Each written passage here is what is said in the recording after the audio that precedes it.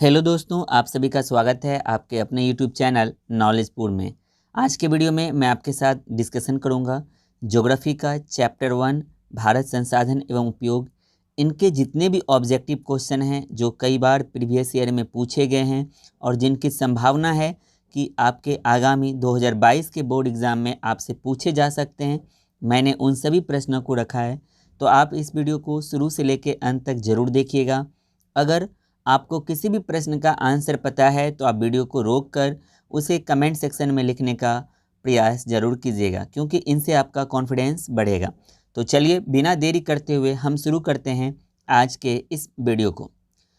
तो हमारा आज का पहला प्रश्न है, कोयला किस प्रकार का संसाधन है। ठीक है, ऑप्शन है आपके लिए नवीकरणीय, अनवीकरणीय या फिर जैव एवं अजैव। आपको इस अगर किसी भी प्रश्न का आंसर पता है तो कमेंट सेक्शन में लिखने का प्रयास जरूर कीजिएगा। ठीक है, कोयला किस प्रकार का संसाधन है। मैं उम्मीद करता हूं कि आपने इसका आंसर कमेंट सेक्शन में लिखा होगा। ठीक है, इसका आंसर क्या हो जाएगा, तो इसका आंसर हो जाएगा कोयला और नवीकरणीय संसाधन है, यानी ऑप्शन ख। ठीक है, नवीकरणीय और अनवीकरणीय यह प्रश्न भी बनता है। नवीकरणीय संसाधन हम वैसे संसाधन को कहते हैं जिसका एक बार आप प्रयोग करने के बाद दोबारा प्रयोग कर सकते हैं, और अनवीकरणीय संसाधन हम उस संसाधन को कहते हैं जिसका एक बार प्रयोग करने के बाद पुनः पूर्ति योग बनने में हजारों वर्ष लग जाते हैं, उन्हें हम अनवीकरणीय संसाधन कहते हैं। ठीक है, या फिर हम जिसका दोबारा प्रयोग नहीं कर सकते हैं। तो चलिए 2 नंबर का प्रश्न है आपके लिए, सौर ऊर्जा निम्न में से कौन सा संसाधन है। सौर ऊर्जा निम्न में से कौन सा संसाधन है। मानवकृत, पुनः पूर्ति योग, अजैव, अचक्रीय। अगर आपको इसका आंसर पता है तो कमेंट सेक्शन में जरूर दीजिएगा। सौर ऊर्जा निम्नलिखित में से कौन सा संसाधन है। ठीक है, तो इसका आंसर क्या हो जाएगा, तो इसका आंसर हो जाएगा पुनः पूर्ति योग। ठीक है, और हम सौर ऊर्जा को नवीकरणीय और अनवीकरणीय में से किस में रख सकते हैं। ठीक है, ये चलिए हमारा 3 नंबर में प्रश्न ही है। तीसरा प्रश्न है आपके लिए, सौर ऊर्जा किस प्रकार का संसाधन है। अनवीकरणीय, नवीकरणीय, जैव या फिर इनमें से कोई नहीं। अगर आपको आंसर पता है तो कमेंट सेक्शन में जरूर लिखिएगा। सौर ऊर्जा किस प्रकार का संसाधन है, तो इसका आंसर क्या हो जाएगा, सौर ऊर्जा नवीकरणीय संसाधन है। ठीक है, सौर ऊर्जा कैसा संसाधन है, तो सौर ऊर्जा हमारा है नवीकरणीय संसाधन। अभी तुरंत मैंने आपको बताया वैसा संसाधन जिसका एक बार प्रयोग करने के बाद आप दोबारा भी प्रयोग कर सकते हो, उसे हम नवीकरणीय संसाधन कहते हैं, और जिसका आप दोबारा प्रयोग नहीं कर सकते हो उसे हम अनवीकरणीय संसाधन कहते हैं। ठीक है, तो चलिए अब हम 4 नंबर के प्रश्न की ओर बढ़ते हैं।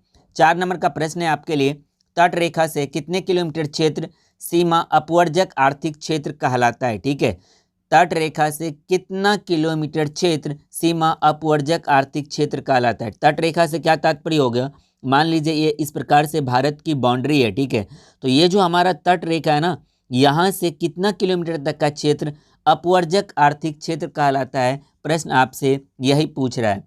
तो इसका आंसर क्या हो जाएगा, इसका आंसर हो जाएगा 200 नॉटिकल मील। क्या हो जाएगा, 200 नॉटिकल मील। ठीक है, आपको याद रखना है समुद्री दूरी को किस में मापा जाता है, नॉटिकल मील में मापा जाता है। प्रश्न आपसे यह भी पूछा जा सकता है। चलिए अब हम 5 नंबर के प्रश्न की ओर बढ़ते हैं। 5 नंबर का प्रश्न है आपके लिए, समुद्री क्षेत्र में राजनीतिक सीमा के कितने किलोमीटर क्षेत्र सीमा तक राष्ट्रीय संपदा निहित है।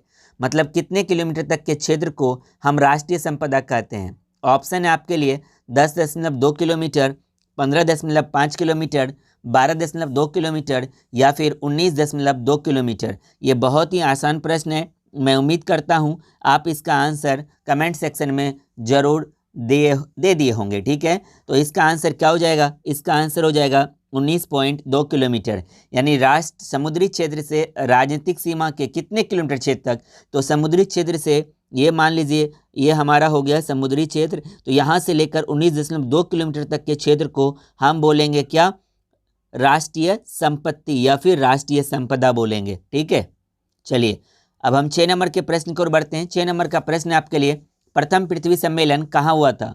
ऑप्शन आपके लिए न्यूयॉर्क, ऑप्शन ख आपके लिए रियो डी जेनेरो, दिल्ली या फिर चीन में। बहुत ही आसान प्रश्न है, इनका जवाब आपको जरूर देने का प्रयास करना है। तो इसका आंसर क्या हो जाएगा? प्रथम पृथ्वी सम्मेलन कहाँ हुआ था?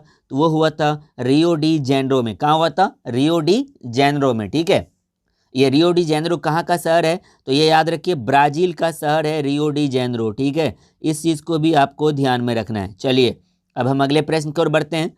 7 नंबर का प्रश्न आपके लिए, द्वितीय पृथ्वी सम्मेलन कहाँ हुआ था? न्यूयॉर्क में, रियो डी जेनेरो में, या फिर बीजिंग में? अगर आपको इसका आंसर पता है तो कमेंट सेक्शन में लिखने का प्रयास जरूर कीजिएगा। ठीक है, द्वितीय पृथ्वी सम्मेलन कहाँ हुआ था? तो इसका आंसर क्या हो जाएगा? तो इसका आंसर हो जाएगा न्यूयॉर्क में। ठीक है, कहाँ हुआ था? न्यूयॉर्क में। और कब हुआ था? तो याद रखना है 1997 ईस्वी में हुआ था। द्वितीय पृथ्वी सम्मेलन कब हुआ था? 1997 ईस्वी में हुआ था। चलिए 8 नंबर का प्रश्न है आपके लिए, पर्यावरण दिवस। ठीक है, प्रश्न है आपके लिए, पर्यावरण दिवस कब मनाया जाता है? ऑप्शन आपके लिए 8 मार्च, 5 जून, 22 मार्च या फिर 22 अप्रैल। अगर इस प्रश्न का आंसर आपको नहीं पता है तो आप, मैं ये उम्मीद करता हूं कि आप, उम्मीद नहीं, मुझे लग रहा है कि आपने फिर पढ़ा नहीं है ना। इसका आंसर आपको पता होना चाहिए और मैं ये उम्मीद कर सकता हूं कि आपने इसका आंसर कमेंट सेक्शन में सही सही जरूर लिखा होगा। तो इसका आंसर क्या हो जाएगा? तो इसका आंसर हो जाएगा 5 जून, यानी 5 जून को पर्यावरण दिवस मनाया जाता है। ठीक है, 8 मार्च को क्या किया जाता है? तो हमें सभी ऑप्शन को देखना है। तो 8 मार्च को अंतर्राष्ट्रीय महिला दिवस मनाया जाता है। ठीक है, अंतर्राष्ट्रीय वोमेंस डे कब मनाया जाता है? 8 मार्च को। 22 मार्च को क्या मनाया जाता है? तो 22 मार्च को मनाया जाता है जल दिवस। ठीक है, और 22 अप्रैल को क्या मनाया जाता है? पृथ्वी दिवस। 22 अप्रैल को क्या मनाया जाता है? पृथ्वी दिवस मनाया जाता है। इस चीज़ को आपको ध्यान में रखना है। 8 मार्च को महिला दिवस, ये प्रश्न भी कई बार पूछा जा चुका है।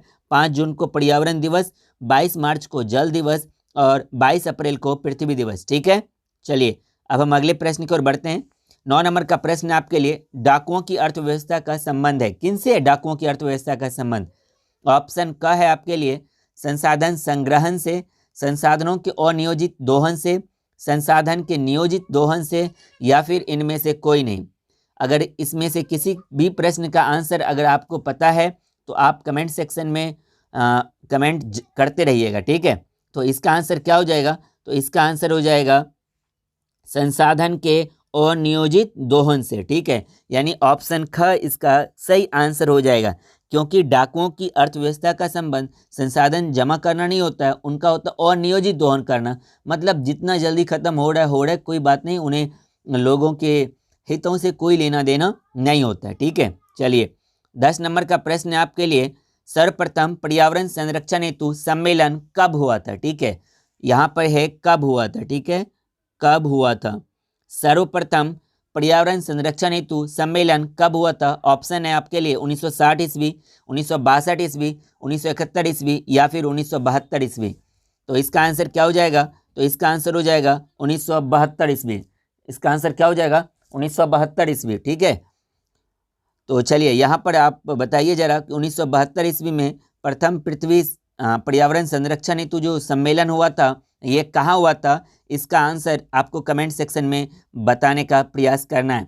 मैं चाहता हूँ कि आप थोड़ी सी मेहनत कीजिए। ठीक है, तो यहाँ पर देखिए जो 1962 ईस्वी है, तो 1962 ईस्वी में क्या हुआ था? तो भारत और चीन के बीच में युद्ध हुआ था। इस चीज़ को आपको याद रखना है। भारत और चीन के बीच में युद्ध कब होता है? 1962 ईस्वी में। और 1971 ईस्वी में क्या होता है? तो भारत और पाकिस्तान के बीच में युद्ध कब होता है? तो ये होता है 1971 ईस्वी में। लेकिन 1971 ईस्वी का जो युद्ध था ये था एक्चुअल में पूर्वी पाकिस्तान और पश्चिमी पाकिस्तान के साथ युद्ध था।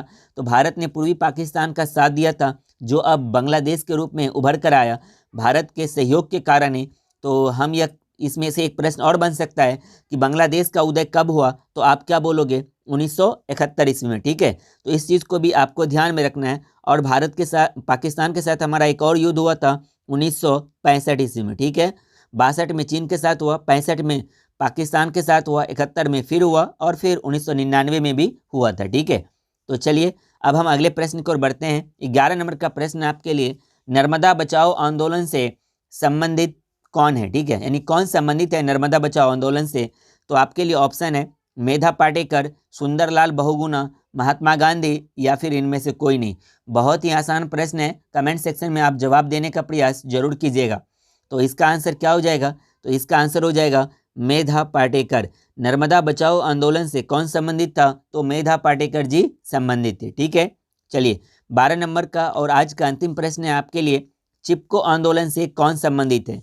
सुंदरलाल बहुगुणा, मेधा पाटेकर, अर्जुन पंडित या फिर ऑल, यानी इनमें से सभी। ठीक है, तो इस प्रश्न का आंसर आपको कमेंट सेक्शन में देना है। ठीक है, इसका आंसर आपको कमेंट सेक्शन में देने का प्रयास नहीं करना, आपको कमेंट सेक्शन में लिखना है। आप जहां से भी ढूंढो इसका आंसर आपको कमेंट सेक्शन में देना है कि चिपको आंदोलन से कौन संबंधित है। ठीक है, तो आप मुझे वीडियो के नीचे कमेंट करके बताइए कि आज 12 प्रश्न में से कुल आपका कितना सही हुआ। आप टोटल कमेंट करके 12 में से कुल कितना सही हुआ आप कमेंट करके जरूर बताने का प्रयास कीजिएगा।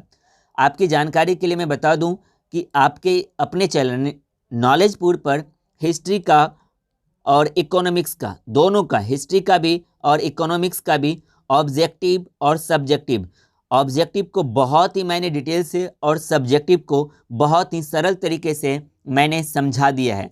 अगर यानी सभी अध्याय को, इतिहास के जो आपके कुल 8 अध्याय हैं, 8 अध्याय को मैंने ऑब्जेक्टिव और सब्जेक्टिव दोनों मैंने करा दिया है। जो आपका अर्थशास्त्र का जो आपका 7 अध्याय है उन सभी का भी मैंने ऑब्जेक्टिव और सब्जेक्टिव करा दिया है।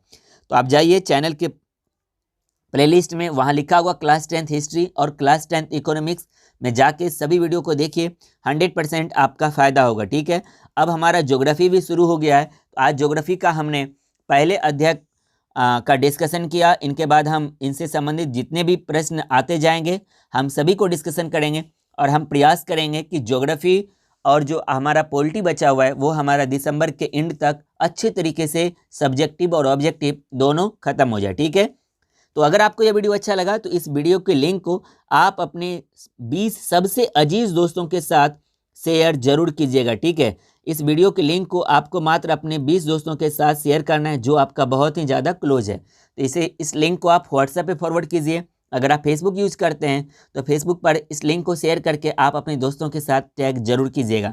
हम मिलेंगे अगले वीडियो में, तब तक के लिए जय हिंद, जय भारत।